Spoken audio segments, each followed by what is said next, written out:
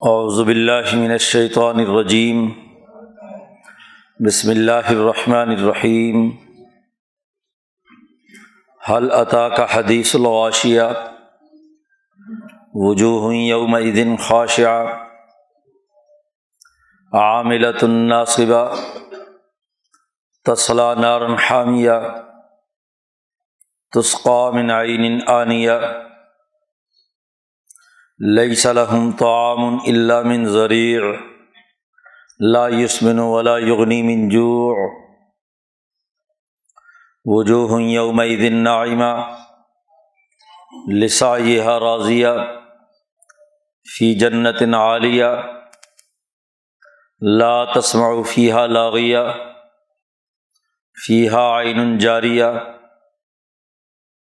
فیہا سرر مرفوعہ واکواب موضوعہ ونمارق مصفوفہ وزرابی مبثوثہ افلا ینظرون الی الابل کیف خلقت والی السماء کیف رفعت والی الجبال کیف نصبت وَإِلَى الْأَرْضِ كَيْفَ سُطِحَتْ فَذَكِّرْ إِنَّمَا أَنْتَ مُذَكِّرٌ لَسْتَ عَلَيْهِمْ بِمُسَيْطِرٍ إِلَّا مَنْ تَوَلَّى وَكَفَرَ فَيُعَذِّبُهُ اللَّهُ الْعَذَابَ الْأَكْبَرَ إِنَّ إِلَيْنَا إِيَابَهُمْ ثُمَّ إِنَّ عَلَيْنَا حِسَابَهُمْ صدق اللہ العظیم۔ یہ سورۃ الغاشیہ ہے، مکی سورت۔ اس سورۃ مبارکہ کا بنیادی موضوع بھی قیامت کے تناظر میں کتاب مقدس قرآن حکیم کی تعلیم و تربیت کی طرف توجہ دلانا ہے کہ یہ قرآن حکیم جو لوح محفوظ میں انسانیت کے لیے ایک قول فصل کے طور پر محفوظ بھی ہے اور دنیا میں نازل بھی کیا گیا ہے، یہ کوئی مذاق نہیں ہے۔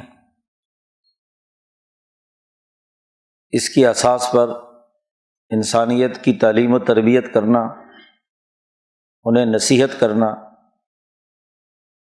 تذکیر کرنا، یہ انبیاء علیہم السلام کی ذمہ داری ہے، اور نبی اکرم صلی اللہ علیہ وسلم سے کہا جا رہا ہے کہ آپ اس کتاب مقدس کے مطابق انسانوں کی تذکیر، واعظ اور تربیت کا عمل سر انجام دیں۔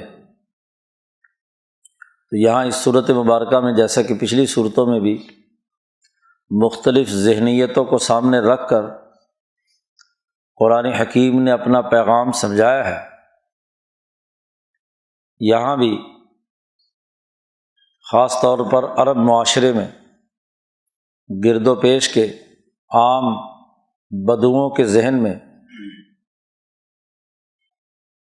جو بظاہر کسی تعلیم و تربیت کے مراحل سے نہیں گزرے، گرد و پیش کے صحرا، پہاڑ اور جس جانور کے ساتھ وہ ہمیشہ رہتے تھے، اونٹ، زمین، آسمان، یہ چار چیزیں عرب معاشرے میں عام طور پر ہر انسان کے مشاہدے میں تھیں۔ عرب کے ان صحرا میں، لق و دق صحرا کے اس پورے ماحول میں یا آسمان نظر آتا ہے یا زمین، یا عرب بدو کا اونٹ، اور یا بڑے بڑے کالے پہاڑ، چاروں چیزوں کا قرآن نے تذکرہ کیا ہے کہ ذرا اس کا مشاہدہ کرو، اور یہ مشاہدہ اس حقیقت کی نشاندہی کرتا ہے کہ تمہیں اس کتاب مقدس قرآن حکیم کے مطابق اپنی تذکیر اور وعظ کی طرف متوجہ ہونا ہے۔ عرب لوگ چونکہ آزاد معاشرے میں پیدا ہونے والے لوگ ہیں، تو نبی اکرم صلی اللہ علیہ وسلم سے کہا جا رہا ہے کہ آپ مذکر کے طور پر انہیں نصیحت کیجیے، آپ ان پر مسلط بنا کر نہیں بھیجے گئے، لست علیہم بمسیطر، آپ بالجبر ان سے کوئی بات نہیں منوا سکتے۔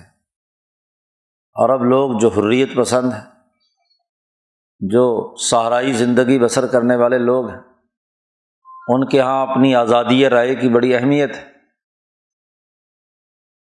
لہذا اپنی اس آزاد رائے کے ساتھ وہ خود غور و فکر کریں اور دیکھیں، مشاہدہ کریں اور اس دعوت حقانی کو قبول کریں۔ آپ کو ان پر مسلط کر کے نہیں بھیجا گیا۔ اگر یہ اپنی آزادی رائے کا غلط استعمال کرتے ہیں تو اس کی سزا بھی ہمارے پاس ہے، اور اگر اس آزادی رائے کے مطابق درست اور صحیح فیصلہ کرتے ہیں تو انعامات بھی بہت ہیں۔ تو انعام اور سزا دونوں کے منظرنامے بیان کیے ہیں، جنت اور جہنم کے تناظر میں بھی، اور جو عرب معاشروں میں سب سے اعلیٰ ترین ارتفاقات کی نوعیت ہو سکتی ہے اس تناظر میں بھی، اور بدترین جو حالت ہو سکتی ہے، انسانی ذہن سوچ سکتا ہے جو صحرائے عرب میں رہنے والا ہے، تو قرآن حکیم نے اسے بھی بیان کیا۔ اس لیے سب سے پہلے آغاز اس حقیقت سے کیا ہے کہ حل اتاک حدیث الغاشیہ، کیا آپ کے پاس اس ڈھانپنے والی بات کی خبر پہنچی ہے؟ یہ استفہام مزید پختگی اور اس کی اہمیت کو بیان کرنے کے لیے الغاشیہ کہا کہ جو چھپا لینے والی ہے، ڈھانپ لینے والی ہے، یعنی جب قیامت آئے گی، کائنات کا پورا نظام ٹوٹ پھوٹ کا شکار ہو جائے گا، ہر چیز اس قیامت کے گرد و غبار میں چھپ جائے گی۔ وہ جو گرد اڑے گی اس قیامت کے ٹوٹ پھوٹ کے نتیجے میں آسمان و زمین کی، وہ یہاں کی ہر چیز کو چھپا لے گی۔ تو کیا اے محمد صلی اللہ علیہ وسلم آپ کے پاس، یا اے قرآن پڑھنے والے مسلمان تمہارے پاس اس ڈھانپنے والی قیامت کی خبر آئی ہے؟ وہ انقلاب جو برپا ہوگا، غاشیہ اصل تو مطلقاً مطلب اس کا ڈھانپ دینے والی، چھپانے والی، اس کی جامع اور کامل ترین شکل تو وہی ہے جب قیامت کا انقلاب آئے گا، لیکن یہ جو چھوٹے چھوٹے اس سے پہلے اس دنیا کے اندر انقلابات آئیں گے، اور وہ غزوہ بدر کے موقع پر جو جنگی گرد و غبار پھیلا اور اس نے پورے اس بدر کے میدان کو گھوڑوں کے دوڑنے، لڑائی اور قتل و قتال کے نتیجے میں جو گرد و غبار پھیلا، اس نے جو تمام لوگوں کو چھپا لیا، اور صرف بدر ہی نہیں، غزوہ احد ہے، خندق ہے، بیعت رضوان ہے اور فتح مکہ ہے۔ کیا اس غاشیہ کی خبر آپ کے پاس آئی ہے؟ جب یہ گرد و غبار اڑے گا، پرانے نظام ٹوٹیں گے، ان کے پرخچے اڑ جائیں گے، تمام تانے بانے ٹوٹ جائیں گے، تو اس کے بعد کا منظر ذرا دیکھو، وجوہ یومئذ خاشعۃ، اس دن کچھ چہرے ایسے ہوں گے جو انتہائی ذلیل، گردن جھکائے ہوئے، ذلت کے آثار ان پر ہوں گے، عاملۃ ناصبۃ، انہوں نے کام تو بڑے کیے ہوں گے، بہت زیادہ عمل کرنے والے، محنت و مشقت کرنے والے، اور عمل اتنا کیا ہوا ہوگا کہ عمل کر کر کے تھک چکے ہوں گے، ناصبہ۔ ابو جہل کتنے دنوں سے تیاری کر رہا تھا نبی اکرم صلی اللہ علیہ وسلم کے خلاف مقابلے کی اور مزاحمت کی۔ مکہ مکرمہ سے جب ابو جہل کا لشکر نکلنے لگا تو ایک ایک سردار کے گھر میں جا کر اس کو نکالا، جو چھپے ہوئے تھے انہیں بھی ان کے گھروں سے نکال کر لایا، بڑی محنت کی، بڑا عمل کیا، اور بڑی تیز رفتاری کے ساتھ، بڑی تھکاوٹ کے ساتھ مکہ سے بدر پہنچا کہ ابو سفیان جو قافلہ شام سے لے کر آ رہے ہیں، کہیں اس کو حضرت محمد مصطفیٰ صلی اللہ علیہ وسلم روک نہ لیں، ہمارا مال تجارت ڈوب نہ جائے۔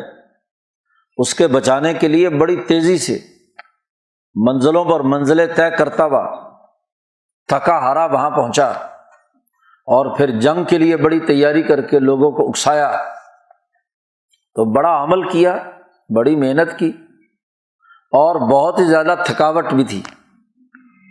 لیکن ہوا کیا، جب یہ گرد و غبار جنگ بدر کا چھٹا تو لوگوں نے دیکھا کہ تصلا نارن حامیہ، داخل ہو گیا بھڑکتی ہوئی آگ کے اندر۔ جو آگ دہک رہی تھی، وہ جو قلیب بدر جس میں ان بڑے سرداروں کی لاشیں اٹھا کر ڈالی گئیں، تو قرآن حکیم نے ہر ظالم کو جب اس کو سزا دی تو اس کے بارے میں کہا النار یعرضون علیہا غدوا وعشیا، جہنم کی آگ صبح اور شام ان کے جسموں کو جلاتی ہے۔ حفرۃ من حفر النار، یہ قبر بھی تو جہنم کے گڑھوں میں سے ایک گڑھا ہے۔ تو انتہائی ذلیل رسوا ہوئے، بڑے تھکے ہارے، اور ان کی ذلت کا اندازہ لگائیے کہ 70 بڑے مکے کے سردار ان کے ہاتھ پیچھے باندھے ہوئے ہیں، اور انہیں گرفتار کر کے مدینہ منورہ لایا جاتا ہے۔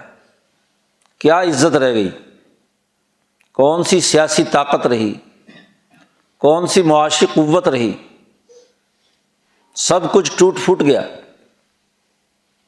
تسقیٰ من عین آنیہ، اور جیسے ہی یہ بدر کے مقتولین اس جہنم کے ٹکڑے میں قلیب بدر میں ڈالے گئے تو فوراً ہی ان کا جو استقبال ہوا، وہ کھولتے ہوئے چشمے سے پانی پلایا گیا۔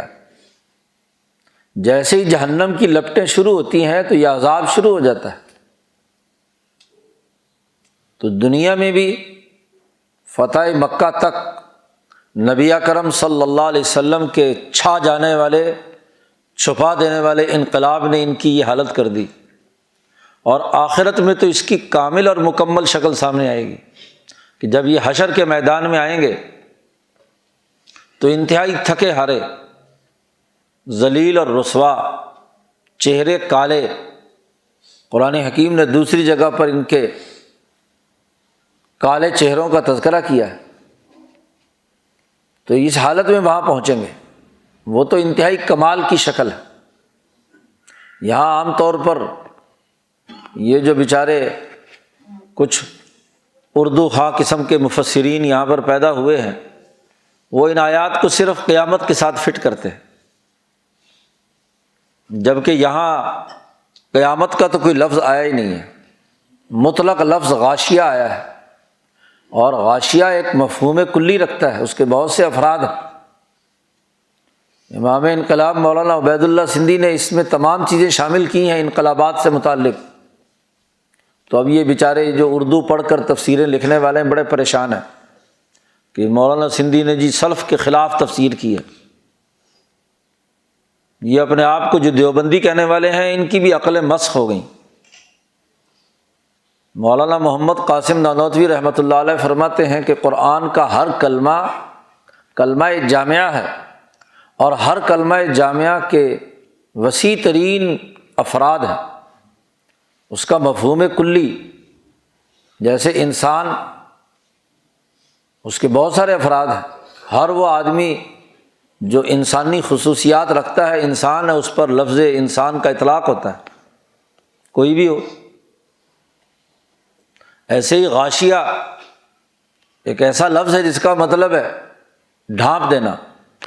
اب ڈھانپ دینے والی قیامت میں بھی آئے گی، حشر میں، اور وہ اس کی کامل شکل ہے۔ اور یہ ڈھانپ دینے والی گرد و غبار بھی ہے جس انقلاب نے ان کے تمام کے تختے الٹ دیے۔ کیوں یہ بات اس میں شامل نہیں ہے کہ اس کو اس دنیا کے انقلاب کے ساتھ نہ جوڑا جائے، جبکہ ایسا ہی ہوا۔ اور جب یہ بدر کے سارے مشرک مقتول جب اس گڑھے میں گرے تو لیس لہم طعام الا من ضریع، جس جہنم میں جائیں گے ان کے لیے اور کوئی کھانا نہیں ہے سوائے ضریع کے۔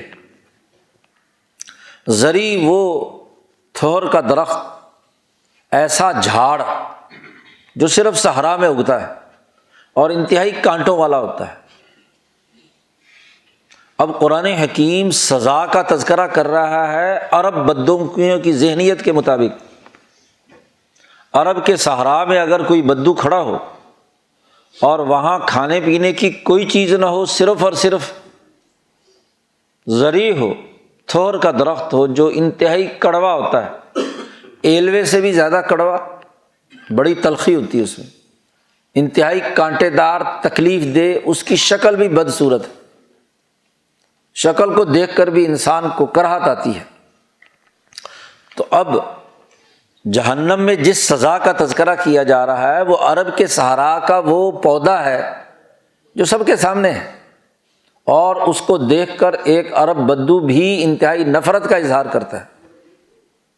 آپ ہی بتائیں عرب کے گرم صحرا میں کھولتا ہوا پانی پینے کے لیے دیا جائے تو کیا حالت ہوگی ایک عرب بدو کی؟ تو اس کو جہنم سمجھائی جا رہی ہے نا۔ مولانا سندھی رحمۃ اللہ علیہ نے فرمایا کہ بھائی اپنے گرد و پیش کے ماحول کے مطابق یہ آیات آئی ہیں، جہنم بھی انہیں سمجھائی ہے، تو جس چیز کو ایک عرب بدو جہنم سمجھتا ہے اسی تناظر میں سمجھائیں گے نا۔ اور اگر یہ بتلایا جائے کہ عرب کے صحرا کا یہ نقشہ بیان کیا جا رہا ہے تو مولوی فتووں کی گز گز بھر زبان نکال کر لا کر کہ جی مولانا سندھی نے دیکھو جی بات تو جہنم کی ہوئی رہی تھی، مولانا سندھی نے عرب پر فٹ کر دی، مولانا سندھی نے فٹ کر دی کہ قرآن نے فٹ کر دی؟ قرآن بیان کر رہا ہے اور اس عرب بدو کو عملی طور پر سمجھا رہا ہے۔ اس نے کوئی جہنم دیکھی ہے؟ نہ اس نے جنت دیکھی ہے۔ تو جنت اور جہنم جو ان کے خیال کے مطابق سب سے بری چیز ہے اس کو قرآن حکیم یہاں بیان کر رہا ہے، اور جو ان کے خیال کے مطابق سب سے اچھی اور عمدہ چیز ہے اس کو جنت کے طور پر بیان کر رہا ہے۔ آگے تھور کا کھانا ایسا ہے کہ لا یسمن ولا یغنی من جوع، انسان غذا کھاتا ہے یا تو لذت کے لیے یا موٹا ہونا کے لیے فربا ہو جائے، یا اور نہیں تو بھوک مٹانے کے لیے کہ بھوک شدت کی لگی ہوئی ہو تو چلو بھوک ختم ہو جائے۔ تو قرآن نے تینوں کی نفی کر دی کہ زرعی کا اپنا درخت جو ہے، پودا، تھور کا یہ جھاڑ جو کانٹوں والا ہے، تو اس کو دیکھ کر یا کھا کر لذت کیا حاصل ہوگی؟ یہ تو خود اتنا کڑوا اور زہریلا ہوتا ہے کہ زبان پہ رکھو تو پاؤں کے ناخن تک اس کا اثر پہنچ جاتا ہے جی۔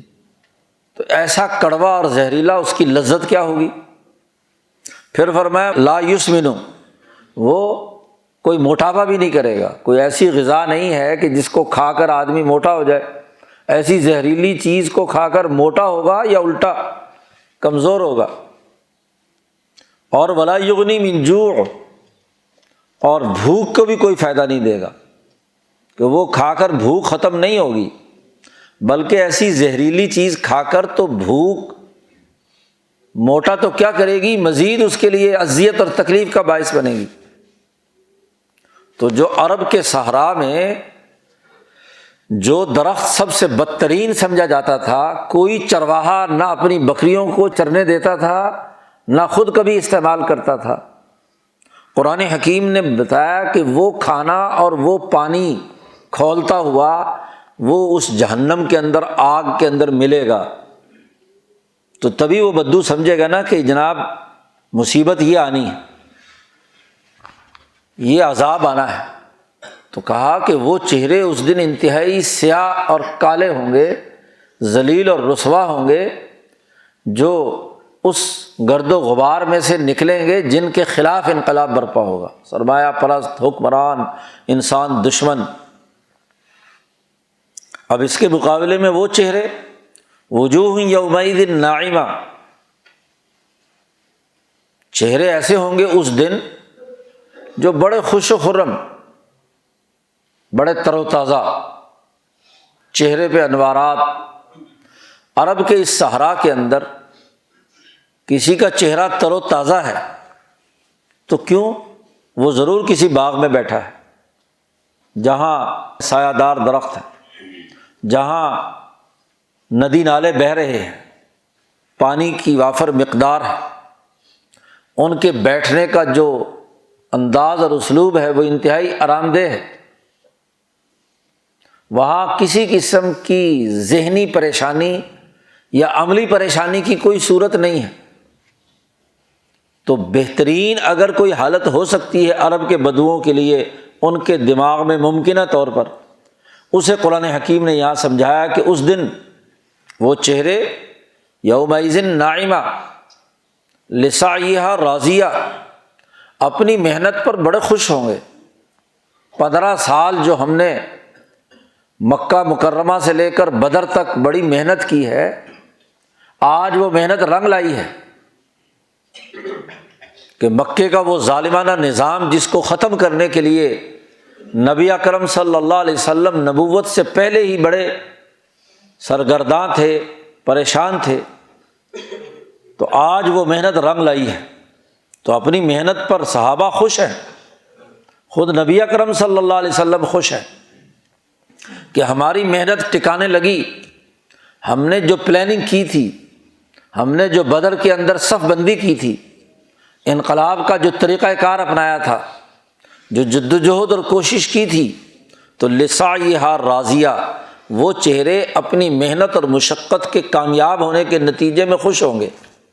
اور آدمی جب اپنی محنت کی خوشی دیکھتا ہے تو چہرہ تر و تازہ ہوگا، چہرے پہ رونق ہوگی۔ کامیاب اور فتح مند آدمی خواہ کیسے ہی ماحول میں کیوں نہ ہو، اس کا چہرہ تر و تازہ ہوتا ہے۔ تو اس غاشیہ کے نتیجے میں وہ جماعت جو کامیاب ہوگی اس انقلاب کے برپا کرنے کی صورت میں، تو ان کے چہرے تر و تازہ، وہ اپنی محنت اور مشقت جو انہوں نے کی ہے اس پر خوش، فی جنت عالیہ، وہ ایک بڑی بلند جنت کے اندر موجود ہوں گے۔ لوگوں نے دیکھا آئندہ چل کر جب یہ انقلاب مکمل ہوا تو ایسی جنت، ایسے باغات، ایسی خوشحالی کے ماحول میں ہے صحابہ، امن ایسا ہے کہ کسی کو کسی جان کے بارے میں کوئی خوف نہیں، کسی مال کے لٹنے کا ڈر نہیں، انتہائی بہترین باغات میں۔ اور آگے چل کر یہی جماعت آپ دیکھیے کہ شام، عراق، کوفہ، بصرہ، دنیا بھر میں جہاں جہاں پھیلی وہاں باغات بنائے اونچے درجے کے، انسانیت کے لیے خوشحالی کا نظام بنایا، انسانوں کے لیے جنت بنائی۔ تو ایسی جنت میں ہوں گے جو عالیہ ہوگی، بہت بلند ہوگی۔ اس کی کامل اور مکمل شکل تو ضرور وہی جنت ہے جو حشر کے میدان کے بعد مومنین کے لیے اللہ نے وعدہ کیا ہے، لیکن دنیا میں بھی تو اس جنت کی جھلکیاں دیکھیں گے، یہاں بھی تو ان کے لیے خوشحالی ہوگی، یہاں بھی تو عدل اور امن ہوگا۔ اب یہاں یہ اردو خان قسم کے مفسرین کہیں کہ جی جنت کا ذکر تو تمام کے ہاں وہ ہے جو حشر کے بعد ملنی ہے، تو یہ تم نے اس لفظ جنت عالیہ کو صرف اسی کے ساتھ کیوں خاص کر لیا؟ اس کی تخصیص کی دلیل تم دو۔ مولانا سندھی تو اس کی تعمیم کی بات کر رہے ہیں، تو اعتراض تو تم پر ہونا چاہیے کہ تم اس جنت عالیہ سے مراد صرف جنت وہ لیتے ہو جو حشر کے بعد ملنی ہے۔ وہ اس جنت کا ایک فرد ہے۔ دنیا کے اندر جنت بنانے کا کام اور جنت والا نظام صحابہ نے قائم کیا، اس کی جھلکیاں انسانیت نے دیکھی۔ عدی بن حاتم نے پوچھا حضور سے، یا رسول اللہ آپ کے اس اسلام کے قبول کرنے کا ہمیں کیا فائدہ ہوگا؟ اس کے کوئی فائدے تو بتاؤ کہ دنیا میں کیا فائدے ہوں گے، آخرت کے فائدے تو آپ گنوا رہے ہیں، ذرا دنیا کے فائدے گنوائیے کیا ہے؟ تو حضور صلی اللہ علیہ وسلم نے فرمایا، اے عدی، ہیرا سے ایک اکیلی عورت خوبصورت ترین اور زیورات سے لدی پھندی مکہ آئے گی، اور مجال ہے کوئی آدمی اس کو بری نگاہ سے دیکھے، مجال ہے کوئی آدمی اس کے زیورات کو نوچنے اور لوٹنے کے لیے کردار ادا کرے۔ تو ایسا امن و عدل کا نظام، اس سے بڑھ کر اور کیا بات ہوگی؟ عورت ذات کو تو کون چھوڑتا ہے، اور مال بھی اس کے پاس ہو تو پھر تو جی اور زیادہ لوٹ کھسوٹ ہو سکتی ہے۔ لیکن ایسا عدل کا نظام، جنت کا نظام بنا دیا کہ کوئی آدمی بری نگاہ سے نہ عورت کو دیکھتا ہے اور نہ ہی اس کے زیورات اور لدے پھندے مال کی طرف دیکھتا ہے۔ حضور صلی اللہ علیہ وسلم نے فرمایا کہ تمہارے انقلاب کے نتیجے میں تم قیصر و کسریٰ کے خزانے فتح کرو گے، لَتُفْتَحُنَّ كُنُوزَهُمَا، ان دونوں کے خزانے تم فتح کرو گے۔ سراقہ ابن مالک نے نبی اکرم صلی اللہ علیہ وسلم کا جب پیچھا کیا ہجرت کے موقع پر، اس کا خیال تھا کہ میں حضور صلی اللہ علیہ وسلم کی مخبری کروں گا تو مجھے بڑا بڑا مال ملے گا، لیکن جب 2-4 دفعہ ٹکریں کھا کر گرا تو حضور کے قدموں میں آ گرا اور کہا یا رسول اللہ میں آپ کی خبر نہیں بتلاؤں گا، لیکن مجھے یہ تو بتلائیے کہ میں اگر مخبری کرتا تو مجھے تو بڑا مال ملنا تھا مکے والوں کی طرف سے، تو آپ مجھے کیا دیں گے؟ جی یہاں جنت کا مسئلہ نہیں آ رہا، آپ مجھے کیا دیں گے؟ تو حضور صلی اللہ علیہ وسلم نے فرمایا میں تجھے کسریٰ ایران کے 2 کنگن دوں گا، جو آج کسریٰ کے ہاتھوں میں پہنے ہوئے ہیں وہ میں تجھے پہناؤں گا، یہ میں تجھے دوں گا۔ کہاں بیچارے ابو جہل اور مکے والوں کے سونا چاندی مال وہ کتنا دے دیتے، کوئی 1-2 کلو سونا دے دیتے، کہاں 20-20 کلو کے کنگن عمر فاروق نے سراقہ کو بلا کر اس کے ہاتھ میں پہنائے۔ جب کسریٰ ایران کا خزانہ فتح ہو کر مدینہ آیا تو حضرت عمر نے فرمایا سراقہ کو بلاؤ۔ وہ سراقہ ابن مالک جو بیچارہ غریب سا کالا کلوٹا، چھوٹے چھوٹے پتلے پتلے ہاتھ اس کے، منحنی سا آدمی، اس آدمی کو بلایا۔ عمر فاروق نے کہا کہ ادھر آ جاؤ، اور وہ 2 کنگن جو بڑے بڑے کسریٰ ایران کے بازو سے نکلے تھے، پورا بازو بھرا ہوا تھا سونے چاندی سے، وہ اٹھا کر اس کے بازوؤں میں ڈال دیا کہ لے اپنا انعام۔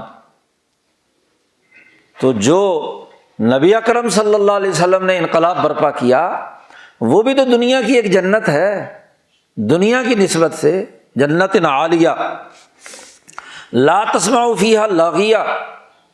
اور جب یہ انقلاب آئے گا، صحابہ کی یہ انقلابی جدوجہد برپا ہوگی، تو تم دیکھو گے کہ وہاں کوئی لغو بات نہیں ہوگی ان کی مجلس میں۔ نبی اکرم صلی اللہ علیہ وسلم کی مجلس میں کوئی لغو بات ہوتی ہے؟ نہیں، سب لوگ اپنے اپنے کام میں ہوں گے۔ قرآن کہتا ہے لا تسمع فیہا لاغیہ، وہ وہاں کسی قسم کی بکواس نہیں سنیں گے، وہاں اچھی باتیں ہوں گی، عدل کی، امن کی، انسانیت کی ترقی کی۔ بے شک اس کی کامل ترین شکل تو جنت ہی ہے، لیکن دنیا میں بھی اس کی جھلک دیکھی کہ جب صحابہ اور خلفائے راشدین کے زمانے میں ان کی مجلس منعقد ہوتی تھی تو فضول لغو باتیں نہیں ہوتی تھی، کام کی باتیں ہوتی۔ لا تسمع فیہا لاغیہ فیہا عین جاریہ، وہاں چشمے جاری ہوں گے، وہاں چشمے بہتے ہوں گے۔ دیکھو انقلاب آیا، اب یہ مکی صورت ہے، مکی صورت ہے، اور مکہ مکرمہ میں نام کو پانی نہیں ہے سوائے زمزم کے، اور وہ بھی اندر سے نکالنا پڑتا ہے جی۔ تو کوئی چشمہ نہیں تھا جو جاری ہو، کیونکہ زمزم کوئی جاری چشمہ نہیں ہے۔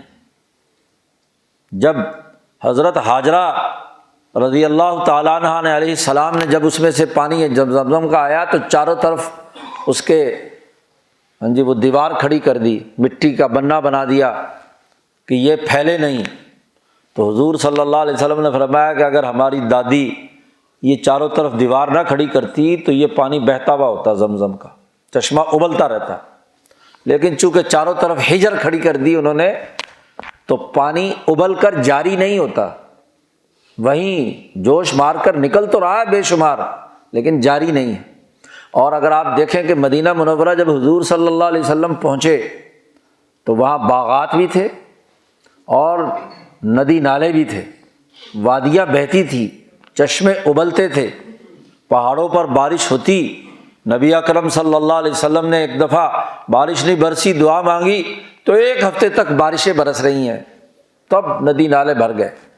تو بارشوں کا علاقہ تھا مدینہ، جہاں عین جاریہ، اور جب بارشیں ہوتی ہیں تو چشمے ابلتے ہیں اور جاری ہوتے ہیں، تو وہاں چشمے ہوں گے جاری۔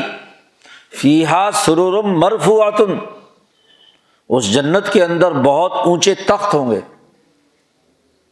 بیٹھنے کا بہترین سلیقے کا نظام۔ جب مسلمانوں کا غلبہ ہوا تو دنیا میں جہاں جہاں ان کی حکمرانی قائم ہوئی تو بیٹھنے کا ایک نیا سلیقہ، عمدہ بہترین ضابطے اور قاعدے بنائے گئے، بہت عمدہ تخت تشکیل دیے گئے، بنائے گئے۔ جنت تو اس کی اعلیٰ ترین شکل ہے، اس سے دنیا میں کون انکار کرتا ہے؟ اگر ان آیات کا مطلب دنیا کے اندر مومنین کی کامیابی کے مناظر بیان کرنا ہو اور اس کی یہ تشریح کی جائے تو اس سے مطلب آخرت کی جنت کا انکار ہے کوئی؟ نہیں، وہ تو کامل ترین شکل ہے، لیکن دنیا میں بھی ان کے لیے فیہا سرر مرفوعہ، وہ تخت جو وہاں سے اٹھا کر لائے گئے، جی، جو قیصر و کسریٰ کے تخت تھے، ان پر کسریٰ العرب حضرت امیر معاویہ رضی اللہ تعالیٰ عنہ سوار ہوئے۔ امیر معاویہ کا رعب اور دبدبہ، ان کا تخت شاہی، ان کا پروٹوکول، ان کی عزت اور احترام دنیا نے دیکھی۔ عمر فاروق رضی اللہ تعالیٰ عنہ نے حضرت امیر معاویہ کو کہا، یہ کسریٰ العرب، یہ عرب کا کسریٰ ہے، عرب کی شان و شوکت کا مظہر ہے۔ کسی نے شکایت لگائی کہ امیر معاویہ تخت پر بیٹھتے ہیں، دربان مقرر کیے ہوئے ہیں، نفیس عمدہ لباس پہنتے ہیں، پروٹوکول اور سیکورٹی کے ساتھ پورے تام جھام کے ساتھ چلتے ہیں، تو یہ تو طریقہ صحیح نہیں ہے۔ تو عمر فاروق نے حضرت معاویہ سے بلا کر پوچھا کہ کیا بات ہے، تمہیں شام کا گورنر مقرر کیا تھا کہ تم یہ سنا ہے کہ یہ کام کرتے ہو؟ امیر معاویہ نے عرض کیا، امیر المومنین، میں جس علاقے میں ہوں وہاں قیصر روم کے جاسوس پھرتے رہتے ہیں، اور قیصر روم پر رعب اور دبدبہ پیدا کرنے کے لیے یہ سارے کام ضروری ہیں۔ میں پھٹا پرانا سا کپڑے پہنوں، ہاں جی، کوئی سیکورٹی نہ ہو، کوئی بیٹھنے کے لیے سلیقے کا تخت و شاہی کا نظام نہ ہو، تو اس کے نتیجے میں تو ان پر رعب نہیں پڑتا۔ تو میں اپنی ذاتی خواہشات کے لیے یہ کام نہیں کرتا، یہ صرف اور صرف دین کے غلبے کے نقطۂ نظر سے اور اسلام کی دشمن پر دھاک بٹھانے کے لیے کرتا ہوں۔ البتہ آپ امیر المومنین ہیں، اگر حکم دیں تو یہ سب میں ابھی بھگا دیتا ہوں، ختم کر دیتا ہوں۔ حکم دیں گے تو جاری رکھوں گا، حکم کا پابند ہوں، ڈسپلن کا پابند ہوں۔ آپ یہ کہیں کہ اس کو ختم کر دو، ختم کر دوں گا۔ آپ یہ کہیں کہ جاری رکھو تو جاری رکھوں گا۔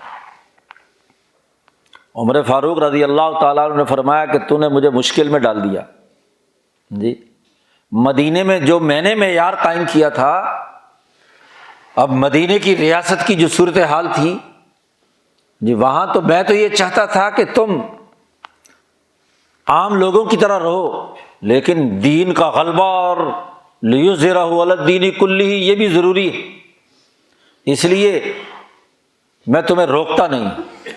دوبارہ پوچھا امیر معاویہ نے، تیسری دفعہ پوچھا، انہوں نے کہا روکتا نہیں ہوں، ٹھیک ہے۔ تو عمرو بن العاص نے کہا، اے امیر المومنین، یہ معاویہ بہت تیز ہے، آپ کی گرفت سے نکل گیا، نوجوان تھے نا وہ بھی۔ تو عمر فاروق نے فرمایا کہ اس کی اسی صلاحیت کی وجہ سے تو ہم نے اسے شام جیسے مشکل علاقے کا گورنر بنایا ہے کہ یہ یہاں دشمن کو رعب میں رکھے، اپنی دھاک بٹھائے۔ چنانچہ بحری بیڑے بنائے اور قسطنطنیہ پر حملے کیے، اس کی آزادی کے لیے جدوجہد اور کوشش کی، تو یہ شام جنت عالیہ بنا۔ جی، مسئلہ یہ ہے کہ ایک ہے تعلیم و تربیت کے دوران جو صوفیہ کرام کے ہاں فقر کے فضائل بیان کیے جاتے ہیں، تعلیم و تربیت اور تزکیے کے بعد دنیا میں دشمن طاقتوں کے خلاف جو سیاسی اقدامات کیے جاتے ہیں، وہ اگر نہ کیے جائیں تو وہ تعلیم و تربیت کا نتیجہ کیا نکل رہا ہے؟ بس ساری زندگی ہاں جی غربت کی حالت میں رہو، پستی کی حالت میں رہو، مسکین بنے رہو، یہ کہاں لکھا ہوا ہے؟ صوفیاء کرام نے اگر تعلیم و تربیت کے لیے ایک وقت میں یہ باتیں کہی ہیں تاکہ دل سے اس مال و دولت کی محبت نکل جائے، یہ تو تربیت کا مرحلہ ہے نا۔ اور تربیت کے مرحلے میں تو ہر فوجی کو مشقت ترین مرحلے سے گزرنا پڑتا ہے، کئی کئی دن اسے بھوکا رکھتے ہیں، ٹھنڈے پانی میں غوطے دلواتے ہیں، گندے نالے کے اندر اس فوجی کو کیا ہے ڈبوتے ہیں، پتہ نہیں کیا کیا مصیبتیں، دوڑ لگواتے ہیں، ہاں جی صبح 4 بجے 3 بجے اٹھا کر سردی کے اندر برف باری کے اوپر چلاتے ہیں، تو یہ تو تربیت کے لیے ہے نا۔ اور جب وہ تربیت حاصل کر لیتا ہے تو پھر فوج کا کام کیا ہے؟ دشمن کے خلاف اپنی تمام تر طاقت اور قوت، کر و فر اور رعب کے ساتھ ہاں جی ایک باوقار لباس، باوقار رہن سہن کے ساتھ رہے تاکہ دشمن پر رعب پیدا ہو۔ اور اگر وہاں بھی ویسے ہی بھوکا ننگا رہے گا تو وہ کہیں گے جو خود ایسے ہیں بیچارے یہ لڑیں گے کیا؟ تو یہ جو ہمارے دماغوں میں ایک غلط کانسیپٹ بیٹھ گیا ہے، یہ غلط بات ہے۔ مولانا سندھی سیاسیات کے آدمی ہیں اور سیاست رعب کے بغیر نہیں ہوتی، اس لیے قرآن نے کہا وَقَذَفَ فِي قُلُوبِهِمُ الرُّعْبَ، ان کے دلوں میں رعب کا پیدا کرنا یہی کامیابی کی دلیل ہے۔ تو یہ فیہا سرور مرفوعہ، دنیا میں اس کی جھلک کہ بڑے تختوں پر وہ بیٹھے ہوئے ہیں، اکواب موضوعہ، کھانے پینے کے برتن بڑے سلیقے اور ترتیب کے ساتھ رکھے ہوئے ہیں۔ عرب کے بدو لوگ کھانے پینے کا کوئی سلیقہ نہیں تھا، وہی جو پرانے ہاں جی بدوانہ طریقہ کار تھے، بغیر کسی برتن کے سب اسی جگہ کھا پی رہے ہیں۔ لیکن جب سسٹم درست ہوتا ہے تو کھانے پینے کا بھی ایک سلیقہ ہے، ایک نظم و ضبط ہے۔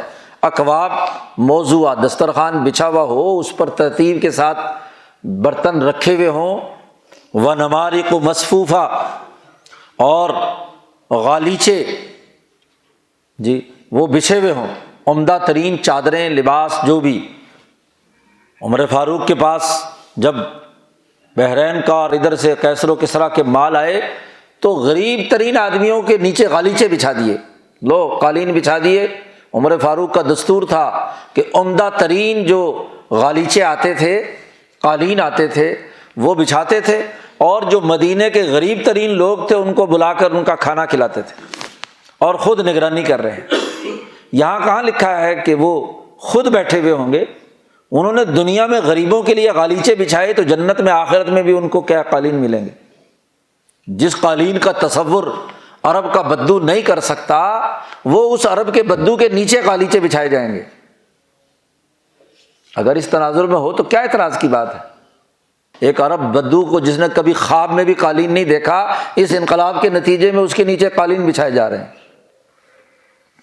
وَزَرَابِيُّ مَبْثُوثَةٌ، اور بہترین بچھونے، غالیچے جی وہ ان کے لیے بچھائے جا رہے ہیں۔ نہالچے، نہالچہ کہتے ہیں وہ بہت عمدہ جو بستر بند بسترے کے اوپر چادریں بچھائی جاتی ہیں، تو جو کیسر و کسریٰ کے نیچے بچھائی جاتی تھیں وہ سراقہ کے نیچے بچھائی جا رہی ہیں۔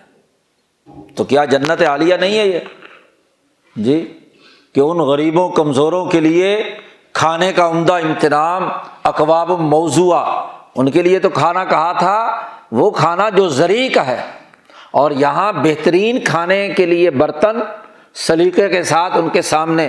عمر فاروق کا دستور تھا کہ تمام لوگوں کو دعوت عام تھی دسترخوان پر، اور جانور ذبح کرائے جا رہے ہیں، بڑے بڑے طباق میں کھانے لائے جا رہے ہیں اور ان غریبوں کے سامنے رکھے جا رہے ہیں، قالین بچھا کر ان کے انتظامات ہو رہے ہیں۔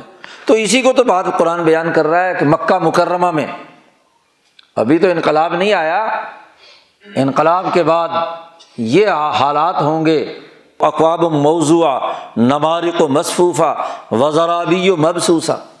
تو یہ جب غاشیہ، جب یہ انقلاب کا عمل مکمل ہوگا تو دو طرح کے انسان ہوں گے، ایک وہ وجوہ ناعمہ، تر و تازہ چہروں والے، ان کے لیے یہ انعامات ہوں گے، اور ایک وہ جو وجوہ یومئذ خاشعہ، جو ذلت اور رسوائی کے ساتھ ذلیل ہوتے ہوئے چہرے ہوں گے۔ تو اب اس میں خلاف حقیقت بات کیا ہے؟ یہ ٹھیک ہے کہ اس کی کامل ترین شکل تو وہی ہونی ہے جو حشر کے میدان میں ہوگی، وہاں تو 100% ہوگی، اور دنیا میں اگر صحابہ نے اور نبی اکرم صلی اللہ علیہ وسلم کی جد و جہد سے 50-60%، 70% ہی ہو گیا، یا دنیا میں سچے انقلابات آ کر غریبوں کے بارے میں یہ کام کرنے لگے اور ظالم اور متکبروں کو ذلیل اور رسوا کرنے لگے، تو یہ بھی تو جنت کی ایک شکل ہے، یہ بھی تو انقلاب کی ایک نوعیت ہے۔ جبکہ خود اللہ نے دعا سکھلائی کہ ربنا آتنا فی الدنیا حسنہ، اے ہمارے پروردگار ہمیں دنیا میں حسنہ عطا فرما۔ دنیا کی حسنہ کیا ہے کہ دنیا کو جنت بنائے، دنیا کے لیے جد و جہد اور کوشش کرے، اسی کے نتیجے میں آخرت کی جنت ملے۔ اب قرآن حکیم نے پہلے تو نبی اکرم صلی اللہ علیہ وسلم کو مخاطب کیا ہے، حل اتاک حدیث الغاشیہ، اور پھر اس انقلاب کے نتیجے میں 2 جماعتیں بنیں گی، ان کا تذکرہ کیا۔ اب پوری انسانیت کو غور و فکر کی دعوت دی ہے، خاص طور پر عرب کے لوگوں کو۔ افلا ینظرون الی الابل کیف خلقت، کیا انہوں نے دیکھا نہیں اونٹ کو کہ ہم نے کیسے پیدا کیا ہے؟ مولانا سندھی فرماتے ہیں کہ اونٹ بڑی ہمت والا ہوتا ہے، بڑی جرأت والا ہوتا ہے، 7 دن تک بغیر کھائے پیے پیاس برداشت کیے ہوئے دور دراز صحرا میں بوجھ اٹھائے چلتا رہتا ہے، انسانوں کو اٹھاتا ہے اپنے کندھے پر، سامان لادتا ہے اپنے پشت پر، اور چلتا ہی رہتا ہے، کبھی اس نے انکار نہیں کیا۔ عرب کے صحرا میں اونٹ بہت بڑا خزانہ تھا، اس لیے 100 سرخ اونٹ بہت بڑا خزانہ سمجھا جاتا تھا، دیت مقرر کی اسی کام کے لیے۔ تو اونٹ جتنی بڑی ہمت رکھتا ہے، اونٹ جتنا زیادہ منظم انداز میں چلتا ہے، اونٹوں کی اگر قطار دیکھیں تو جس اونٹ کی نکیک دوسرے اونٹ کی دم کے ساتھ باندھی، شہریوں نے تو کبھی دیکھا ہی نہیں اونٹ جی، لیکن جو صحرا میں ہے، خاص طور پر بلوچ اور سندھ کے جو اور یہ جنوبی پنجاب کے علاقوں کے لوگ، تو اونٹ جب صحرا میں چلتا ہے تو ایک بچہ بھی اگر پہلے اونٹ کی نکیل پکڑ کر چل رہا ہے تو سارے اونٹ ڈسپلن سے چلیں گے، کوئی ادھر ادھر ڈسپلن توڑنے والا نہیں ہوگا، قطار میں چلیں گے جی۔ اسی لیے آج کل وہ سوشل میڈیا پہ چل رہی نا کہ ایک طرف اونٹوں کی قطار ہے اور ایک طرف ماشاءاللہ انسان ہیں، ان کی گاڑیاں پھنسی ہوئی ہیں، کراچی اور لاہور کے اندر ایک دوسرے سے گھسا کر کھڑے ہیں، قطار میں چلنے کے لیے تیار، دھکم پیل کر رہے ہیں۔ تو ان سے تو اونٹ اچھا۔ قرآن نے کہا وہ انسانوں دیکھو ذرا اونٹ کو دیکھو، اونٹ کا ڈسپلن دیکھو، اونٹ کی ہمت دیکھو، اونٹ کی جرأت دیکھو، اونٹ کی طاقت اور قوت دیکھو۔ تو انقلابیوں کو انقلاب سمجھانے کے لیے قرآن نے کہا کہ اونٹ دیکھو، وہ اپنی کوہان پر کیا کیا کچھ لادے پھرتا ہے، اور پھر ہر طرح کی جیسی کیسی خوراک ملے درخت کے پتے چبا لیتا ہے، بس اس کا کام ہو گیا۔ تو روکھی سوکھی کاتھا ہے، انسانیت کی خدمت کرتا ہے۔ او انقلابی، تمہیں بھی ایسا ہی اونٹ بننا ہے، تمہارے اندر بھی ڈسپلن ہو، نظم و ضبط ہو، تمہارے اندر بھی ہمت ہو، تمہارے اندر بھی جرأت ہو، طاقت اور بہادری ہو، خدمت انسانیت کا جذبہ ہو، تو تب تو یہ انقلاب آئے گا، وجوہ یومئذ ناعمہ والا۔ اور اگر یہ بات نہیں، بزدل بنے رہے، ہمت ختم ہے، ڈسپلن ٹوٹ گیا، کسی نظم و ضبط میں نہیں ہو، تو پھر کیا ہوگا؟ کچھ بھی نہیں ہوگا، وجوہ یومئذ خاشعہ ہوگا۔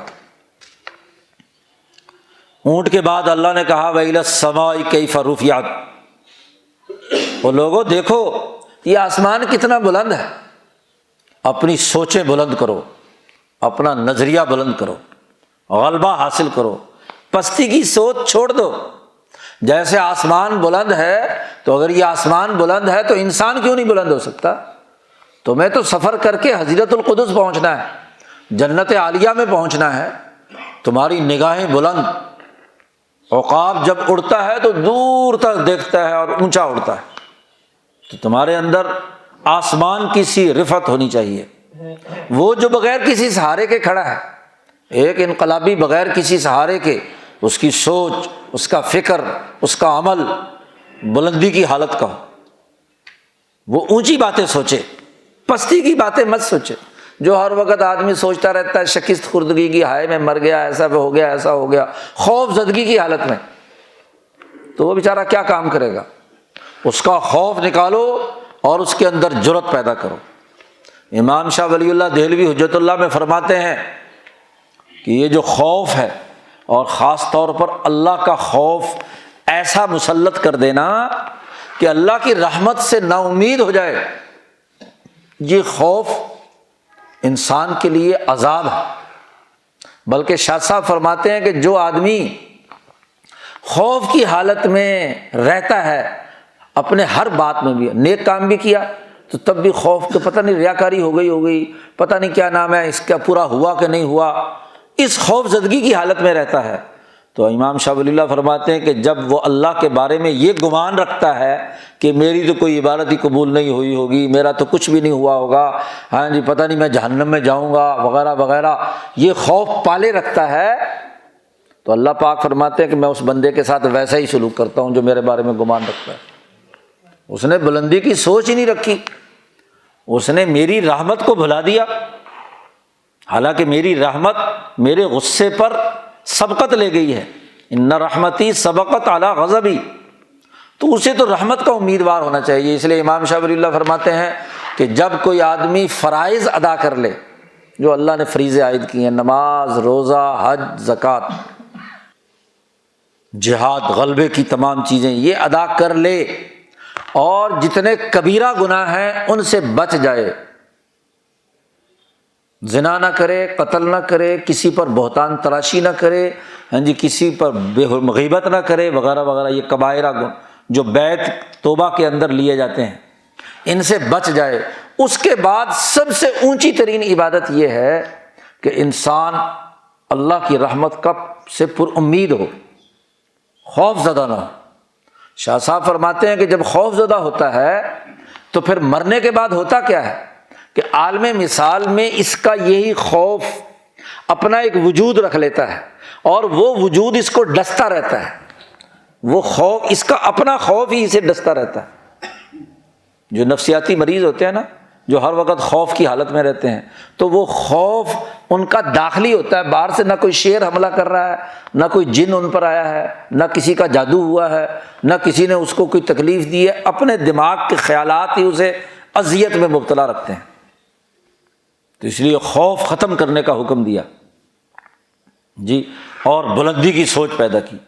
تو ایک انقلابی سچا مومن آسمان کی طرف دیکھے کہ کئی فروفیات کیسے بلند ہے، تو اس کی سوچ بلند ہو، حوصلہ بلند ہو، ہمت بلند ہو، نظریہ بلند ہو، اور یہ یقین ہو کہ جب میں نے اللہ کے طے کردہ فرائض ادا کر لیے، کسی کو اللہ کے ساتھ شریک نہیں ٹھہرایا، اللہ نے جن چیزوں سے روکا تھا میں رک گیا، اب ضرور مجھے 100% کامیابی ہونی ہے۔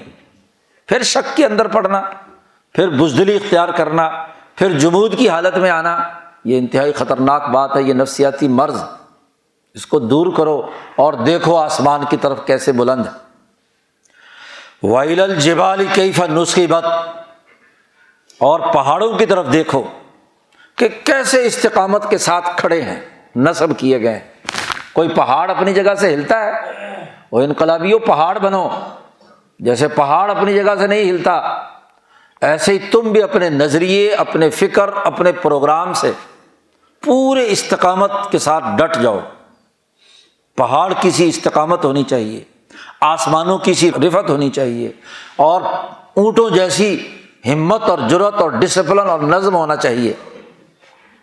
اور وَإِلَى الْأَرْضِ كَيْفَ سُطِحَتْ، اور زمین کی طرف دیکھو کہ کیسے بچھائی ہوئی ہے، اور کیسے ہر طرح کی چیز کو اپنی پیٹھ پر اٹھائے ہوئے ہے۔ نظریہ بلند ہو، ہمت بہت اونچے درجے کی آسمانی ہو، اور جرأت اور نظم و ضبط اونٹ کا سا ہو، لیکن انسانیت کے لیے زمین بن جاؤ۔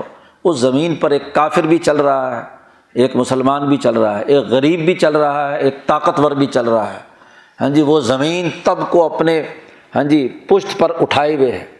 کبھی اس زمین نے کسی کو سزا نہیں دی، اللہ کے حکم سے اگر ہو زلزلہ آئے تو الگ بات ہے، ورنہ عام طور پر زمین ہموار ہے اور وہ ہر چیز کو اٹھائے ہوئے ہے۔ تو زمین بن جاؤ۔ ایک انقلابی کو زمین بننا چاہیے۔ نظریے کی بلندی کا مطلب یہ نہ ہو کہ وہ انسانوں کو حقیر سمجھنے لگے۔ نظریے کی بلندی اور ہمت اور جرأت اور طاقت اور قوت اور ڈسپلن اس لیے نہ ہو کہ دوسروں پر آمریت قائم کرے، بلکہ ان تمام تر طاقتوں کے باوجود زمین بن جاؤ، انسانوں کو اپنی پشت پر اٹھاؤ، ان کے مسائل حل کرو، ان کی مشکلات دور کرو۔ تو مولانا سندھی کہتے ہیں انقلابیوں کو تربیت دی گئی۔ ہر ایک انقلاب کے لیے یہ 4 چیزیں ضروری ہیں: ہمت، جرأت، نظم و ضبط، ڈسپلن، استقامت، بلندی، اور انسانیت کی خدمت کے لیے خشوع و خضوع، لوگوں کے سامنے جھک جانا، ان کے لیے کام کرنا، ان کے لیے اپنی گردن جھکا لینا۔ حضرت عمر فاروق حکمران ہے۔ رعب اور دبدبے کا عالم یہ ہے کہ دور کسرا ایران کے علاقے میں بیٹھا ہوا حکمران بھی عمر کا نام سن کر لرز رہا ہے۔ خوف اور رعب اور دبدبے کا یہ عالم ہے۔ حضرت عمر فاروق بازار میں جا رہے ہیں، ایک بڑھیا عورت ہے، اس نے کہا او عمر ادھر آ، بڑے کرخت لہجے میں، تو وہی ہے نا جو بچپن میں عمیر تھا، تجھے عمیر چھوٹا سا عمر کہا جاتا تھا، پھر تو عمر بن گیا، اور پھر تو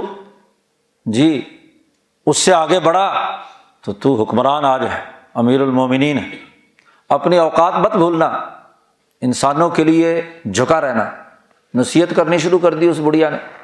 تو ایک صحابی جو ساتھ تھے حضرت عمر کے، انہوں نے کہا بڑھیا پتہ ہے تمہیں کس سے بات کر رہی ہو، تم ذرا زبان سنبھال کر بات کرو، امیر المومنین کو اور بہت کام ہے اور تم لمبی چوڑی کہانی شروع کر کے کھڑی ہو گئی ہو۔ تو عمر فاروق نے اس کو ڈانٹ دیا۔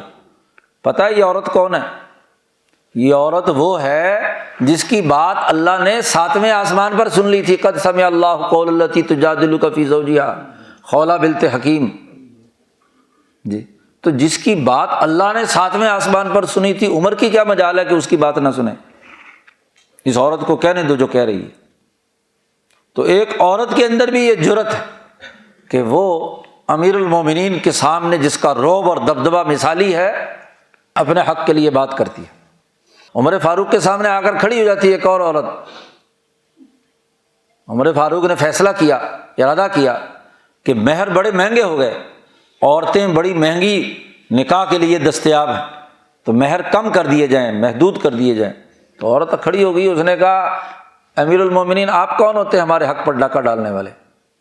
اللہ پاک نے کہا ہے کہ احداہن قنطارا فلا تاخذوا منہ شیئا، کہ اگر ایک عورت کو ایک سونے کا ڈھیر مہر میں دیا گیا ہو تو تم مرد واپس نہیں لے سکتے۔ جب اللہ نے کہہ دیا تو تم کون ہوتے ہو سونے کے ڈھیر سے کم کرنے والے؟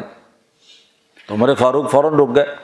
کانا وقافا عند کتاب اللہ، اللہ کی کتاب کا جب حکم سنایا جاتا تو عمر فوراً رک جاتے۔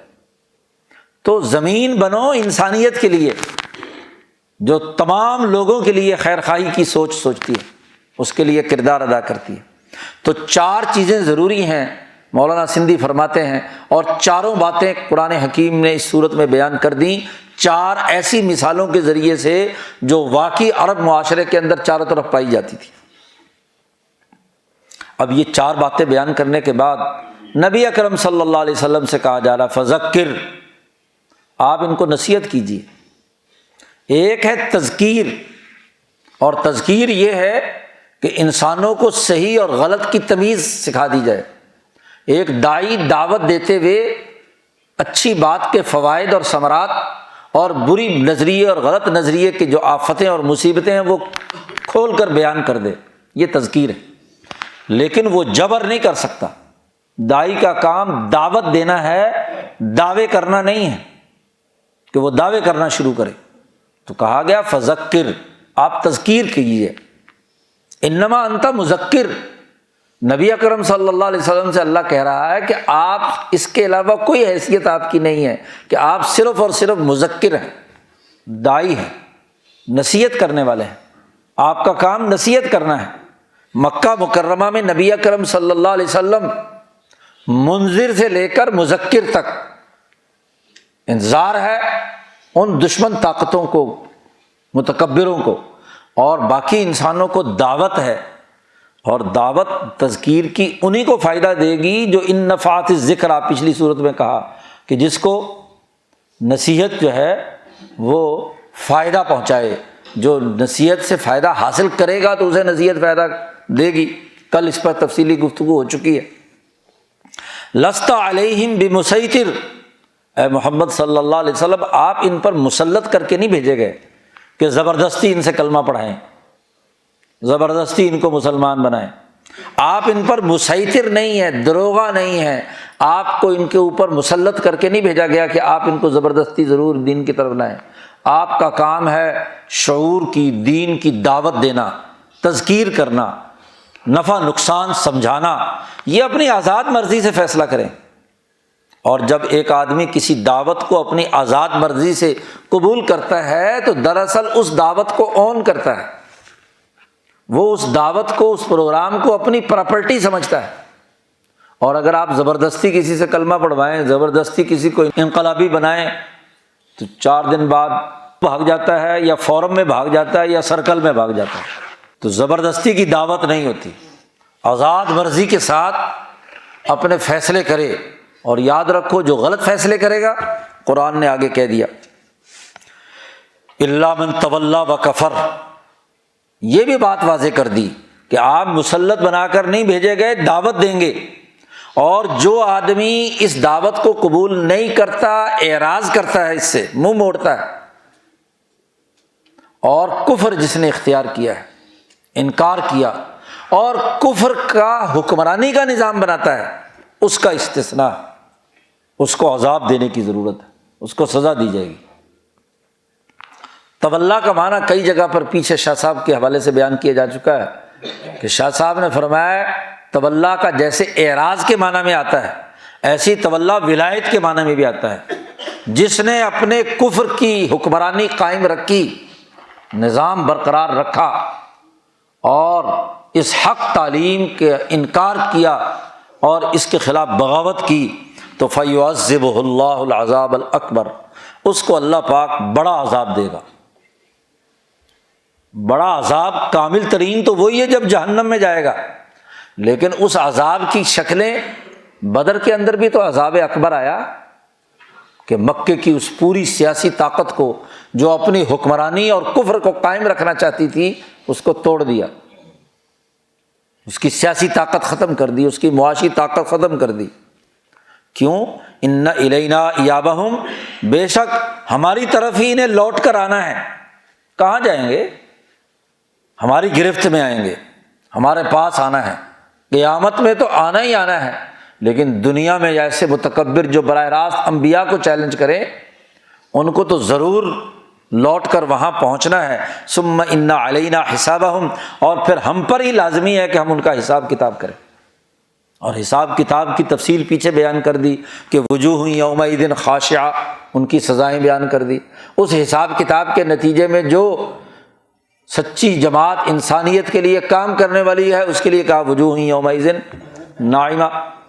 تو یہ حساب کتاب ہم کریں گے اور پھر بتلائیں گے کہ کون کامیاب ہے اور کون ناکام، اور جس نے اپنے غلط نظام کی حکمرانی کی اس کو ہم ضرور سزا دیں گے۔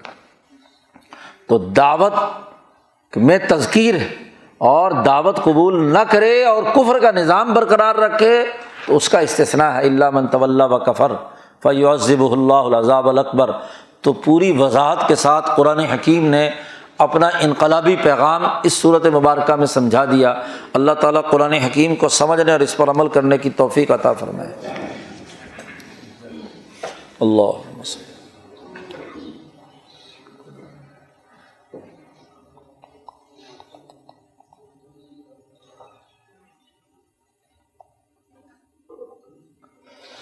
اجمعین۔